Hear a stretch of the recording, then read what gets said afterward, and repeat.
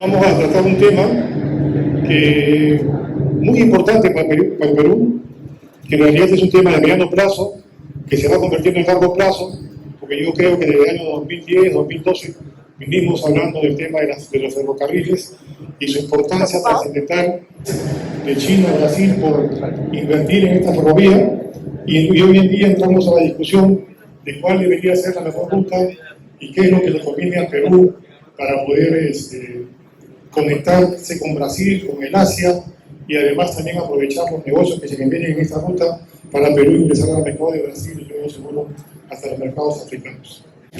Bueno, vamos a iniciar presentando a nuestros panelistas, ¿no? Tenemos al ingeniero Hernán Garro López, que es ingeniero de la Universidad Nacional Pedro Luis Gallo de Lambayeque, tiene posgrados en proyectos de inversión, en posgrado en carreteras en la Universidad de Rosario, Argentina. Se ha desempeñado por más de 30 años como funcionario de la Dirección de Caminos y Ferrocarriles del Ministerio de Transportes y Comunicaciones, y hoy en día ya en el sector privado con una consultoría que está presentando una iniciativa privada para un corredor ferroviario interconectado Brasil-Perú. La pregunta sería, ¿no? De acuerdo a la experiencia y a los estudios realizados por ustedes, ¿qué ruta consideran que es la ideal para construir el ferrocarril que conectaría la frontera de Brasil con el puerto de Chancay? ¿Y por qué? Buenas tardes a todos y gracias por la invitación.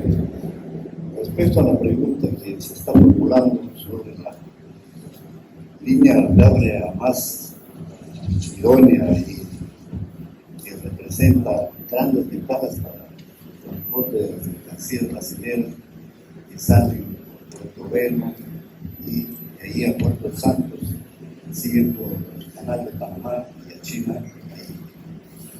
Nuestro territorio tiene una posición estratégica que facilita grandemente hacer un transporte con costos logísticos.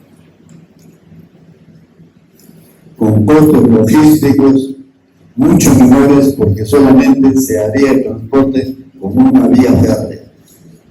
Hemos planteado dos proyectos: el ferrocarril que va de Chancay, Cerro de Pasco, Pucallpa, la frontera y de allí hasta Cruzeiro, Portobelo. Tiene una longitud de 2.600 kilómetros. El otro proyecto es Mollendo, Arequipa, Juliaca, Puerto Maldonado, Iberi, Ñapari y a Portobelo. Entonces, aparentemente este corredor ferroviario tendría 2.100 kilómetros de longitud, o sea, 500 kilómetros menos que el ferrocarril del centro. Sin embargo, en el sur se presenta un inconveniente. El puerto Mollendo es un puerto con calado natural menor de 8.5 metros, lo cual no permite prestar servicios para embarcaciones de gran tonelaje. Y, sin embargo, se plantea la posibilidad de hacer viable la ejecución del proyecto Corío, del puerto Corío, el cual sí tiene 28.5 metros de calado natural y permitiría el cargueo y descarga de embarcaciones de gran tonelaje. Y anualmente se podría transportar 105 millones de toneladas por este puerto. Entonces, lo que resulta en este momento más viable es Chancay por el hecho de que ya se tiene el puerto habilitado, construido, solamente se tiene que construir el ferrocarril. Las cargas ya están producidas en el Brasil. No se tiene que hacer inversiones de producción para recién empezar a explotar la vía verde y el servicio de transporte. Ya está prácticamente la carga esperando que se haga este proyecto ferroviario que permitiría el transporte desde Puerto Bello hasta Chancay en 24 o 25 horas. Y de tal manera que se reduciría el tiempo de transporte que actualmente en Brasil hasta China y la India es de 60 días, se reduciría a 23 días viniendo por el ferrocarril y de Chancay hacia China y la India. Eso sería. Perfecto, muchas gracias. Entendí entonces brevemente que estaríamos Tenemos al congresista Eduardo Salguana Cavides, que ha sido ex ministro de Justicia, expresidente del Congreso y actual congresista por Madre de Dios, que ha estado impulsando desde el Congreso diversas iniciativas orientadas al desarrollo regional, la integración internacional y la sostenibilidad ambiental. Entre sus principales acciones destaca el respaldo al proyecto del Tren Bioceánico Perú-Brasil, una iniciativa estratégica que busca conectar el Atlántico con el Pacífico en una ruta ferroviaria que incluiría los tramos de Ñapari, Iberia, Puerto Maldonado, Mazucó, Urcos y el puerto de Chancayo. Siguiente pregunta al congresista Eduardo Salguana. Desde el Congreso de la República, ¿considera usted que esta ruta propuesta podría ser una iniciativa privada interesante? ¿Su viabilidad? ¿Se podrían dar algunas facilidades legislativas para que se concrete? Primero, buenas noches con todos ustedes, un gusto compartir con los panelistas. Sin duda alguna, este tema es un tema interesante, fundamental para el país, y lo que yo pienso es que, habiendo escuchado las diferentes ponencias y teniendo toda la información que manejamos sobre el tema de la relación, la conexión vial, terrestre, ferroviaria futura de Brasil con el Perú, creo que es el momento de que el Perú y Brasil pasen a un mayor nivel de relaciones. Hay que profundizar las relaciones entre Perú y Brasil. No podemos continuar con un acuerdo de complementación económica que se firmó en el año 2006. Y el acuerdo de profundización se firmó en el año 2016 y luego de 9 años aún no lo hemos ratificado. Es decir, todo lo que estamos hablando el día de hoy, que es sumamente interesante, las rutas, el comercio, las exportaciones de Brasil, que son creo 500 millones de toneladas que exporta al Asia anualmente, que puede discurrir por las vías de la Interoceánica Sur, la Interoceánica Norte, en la vía intermodal por Iquitos, Yurimaguas, Pucallpa, se queda un poco, digamos, en la inercia de que no hemos avanzado políticamente en los últimos años. Y creo que esa es una tarea pendiente. Y quizás en este espacio de este gobierno transitorio se pueda hacer algo para que las cosas empiecen a cambiar. Porque todo esto es correcto, todo esto está bien, discutamos rutas, podemos hablar de muchos temas, inversiones, los problemas que tienen los propios puertos brasileños, por ejemplo, que están llegando a una saturación, y además que la producción agrícola se está desplazando a los estados de Rondônia y del Acre, por ejemplo, con soya, maíz, sorgo, que uno, cuando va por la interoceánica, por la carretera que va de Brasilia a Río Branco, encuentra que los campos de antes llenos de pletóricos de ganado, ahora están siendo reemplazados por sembríos, ¿no? Y uno encuentra que el crecimiento agrario del Acre Rondônia es enorme. ¿Por qué? Porque los campos de Mato Grosso y otros del sur oeste de Brasil están totalmente copados por la producción agraria que ellos tienen, que es inmensa. Es decir, la ruta de Brasil viene al Perú. ¿Y qué estamos haciendo nosotros como Estado, como país, como sociedad, para realmente consolidar una relación firme y sólida con un país con el que además tenemos relaciones históricas firmes en toda la historia republicana? Yo creo que esta es una oportunidad que el Perú no puede desperdiciar. Creo que todos los que estamos aquí conocemos algo del tema, de alguna manera estamos vinculados a esta relación estratégica con Brasil, y creo que es hora de proponer al presidente que dar un paso adelante y que el Perú consolide su relación estratégica con la hermana República del Brasil. Y evidentemente desde el Congreso se brindará todas las facilidades para que esto tenga resultados positivos, que todo seguro va a generar bienestar para millones de peruanos. Gracias. También tenemos entre los paneles un destacado economista, el señor Raúl Pérez Reyes, a quien todos conocemos por sus logros. Él es economista por la Universidad de Lima, con maestría en México, doctorado en España. Ha ocupado cargos de ministro de Economía y Finanzas, ministro de Transportes y Comunicaciones, ministro de la Producción, y además de haber sido viceministros en las áreas de comunicaciones, energía, MIPE e industria. Pérez Reyes ha liderado proyectos de integración logística entre Perú y Brasil, destacando estudios de viabilidad para el tren Pucallpa a la costa, que busca conectar la Amazonía peruana con el litoral. Perfecto, para el señor Raúl Pérez Reyes. El inicio de operaciones del puerto de Chancay ha reavivado el interés de Chile y Brasil por avanzar en la construcción del ferrocarril bioceánico. ¿Considera usted que el gobierno debería participar en este proyecto como una asociación público-privada o debería ser una iniciativa privada autofinanciada? ¿Por qué? Bueno, primero que nada, muy buenas noches a todos y a todas. Muchísimas gracias a la Cámara Peruana Brasilera por la invitación. Como ustedes saben, los economistas somos seres especiales. Nos gusta poner a veces hielo donde hay mucho calor. Somos un poquito fríos. Y quiero comentarles una anécdota para un poquito entender el tema. Yo regresé de estudiar la maestría y mi primer trabajo fue en ESAN. De hecho, el primer trabajo que hice entrando a ESAN fue hacer el estudio de demanda del tráfico de la Sofri-Hilo, 1994. Para que tengan una idea.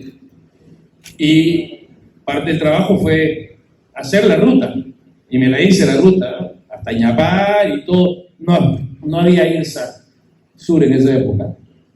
Y entonces hice la ruta, destiré el tema, y se hablaba ya de este gran gigante, que no era difícil mirarlo, porque Brasil es un país bastante grande en términos poblacionales, ¿no?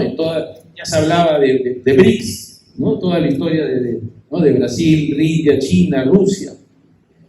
El tema es que el estudio, cuando comenzamos a mirar, parecía todo indicar que iba a haber una demanda grande. No quedaba claro cuándo.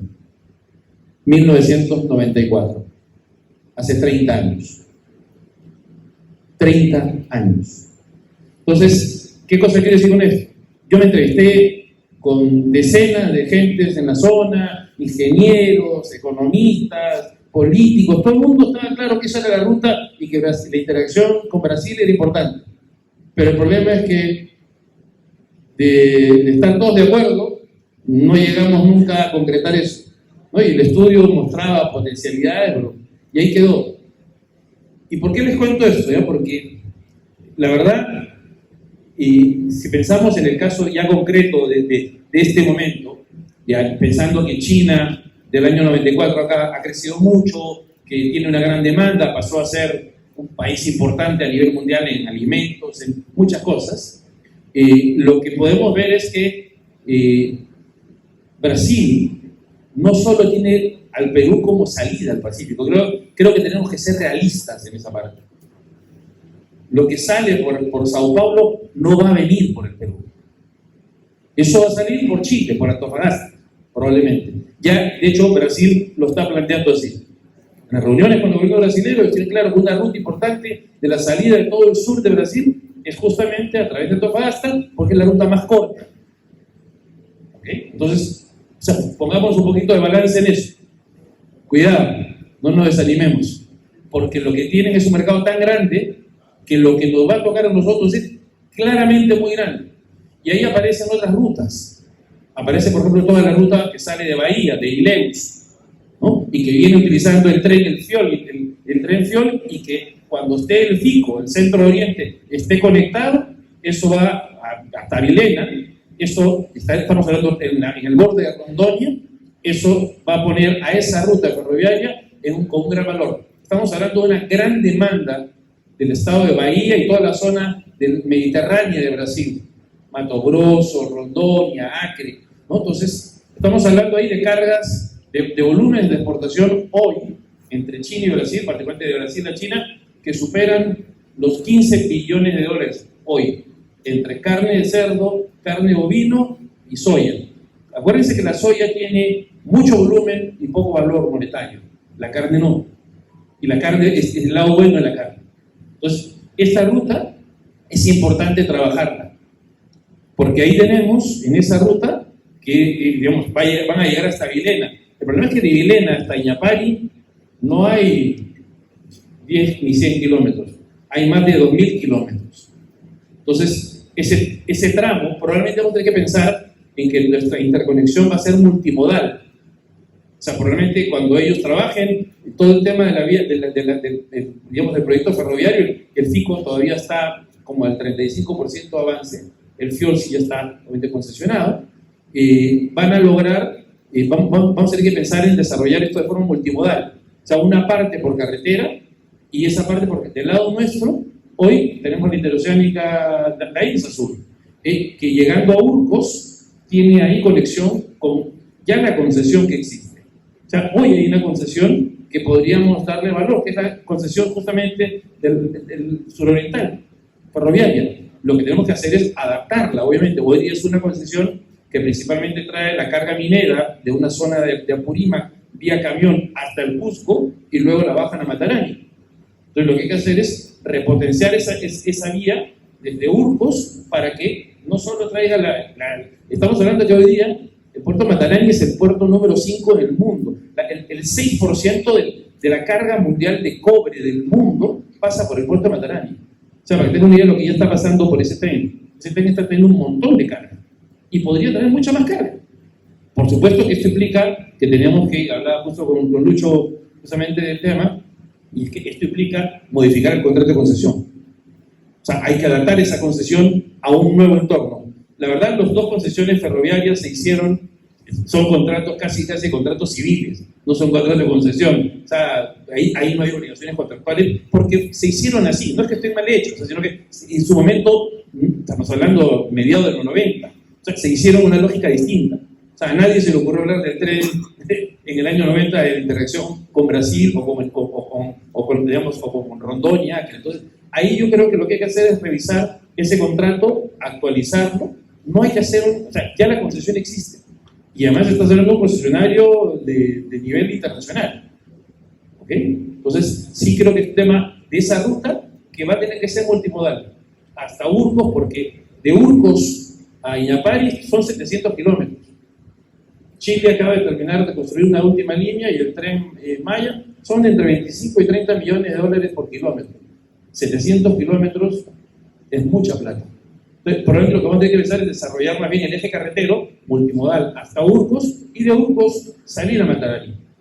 Hablábamos con Lucho que la próxima semana se firma la ampliación de Matarani. 30 años más, o sea que estamos hablando de Plan Rock. O sea, es el fondo de inversión más grande del mundo. O sea, dinero tienen y si el sistema es rentable, lo van a hacer. O sea, eso no va a ser un problema. O sea, no va a ser un problema para ellos hacer esa inversión. Y lo van a hacer. Yo creo que estamos en un momento en el cual, a diferencia del 94, cuando les hablaba, un momento en el cual se han ido los astros alineando y que ahora pueden plantear salidas, pero hay que ser realistas, ¿no? Y la otra ruta, que es una ruta que tiene que ver con mi tierra, con Lambayeque, es la ruta que viene por Manaos, ¿no? Y claro, esa ruta tiene la salida natural, es hacia Yurimaguas, y Yurimaguas igual de forma multimodal, utilizando la INSA Norte, saliendo hacia la costa. Claro, hay que completar la concesión en el tramo para salir, este último tramo, ¿no? de Moxe a Eten, y hacer ese tramo de Moxe a Eten, que implica, nuevamente, que es una concesión, o sea, es una adenda a esa concesión, pero creo que el gran reto ahí, desgraciadamente por estos problemas ambientales, perdimos la concesión de la hidrovía amazónica. Tenemos que recuperar esa concesión y ser esta vez mucho más realistas. Es decir, probablemente mirar el eje básicamente asociado digamos, al Marañón, al Amazonas, Marañón y al Guayara, y probablemente también mirar el tema del eje Pucallpa. ¿Por qué? Porque ahí aparece el otro proyecto que estábamos trabajando en el MTC. Entiendo que el ministro Aldo Prieto lo mantiene, entiendo es un tema que está encargado también a la Dirección de Políticas y Proyectos de Telecomunicaciones, de Transporte, ¿verdad?